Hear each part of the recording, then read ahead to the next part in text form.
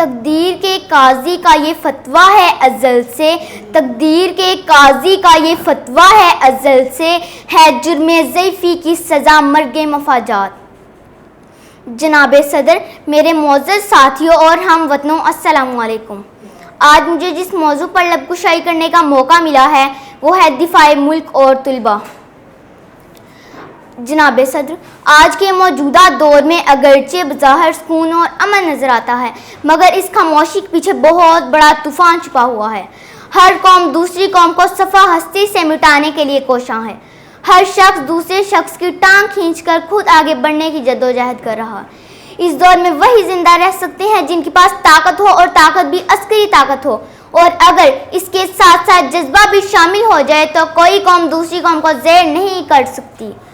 जनाबे सदर, हमारा मजहब इस्लाम अमन सलामती का दर्स देता है, मगर वो जालिम को कभी माफ़ नहीं करता। इसके साथ साथ वो अपने हकूक, मिल्लत के मफादात और दीन के तकाज़ों का सौदा नहीं करता। अगर चादर और चार दीवारी को खतरा हो तो इस्लाम मुसलमानों को जहाद का हुक्म देता है।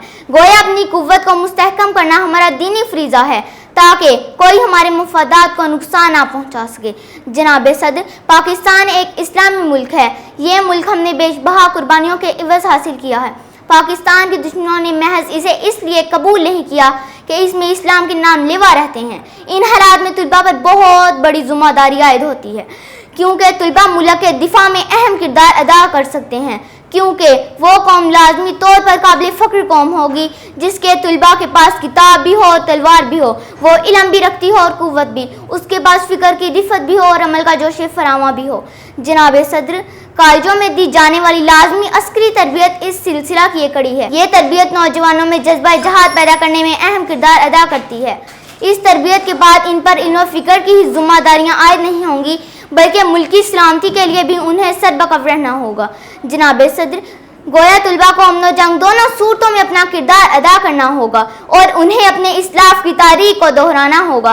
और जब इंसानियत दम तोड़ती नजर आए, मिली मफादात पर हरफ आए, तो ऐसा तूफान बना होगा जिससे दरियाओं के दिल दहल जाते हैं और दुश्मन के पांव उखड़ने लगते हैं।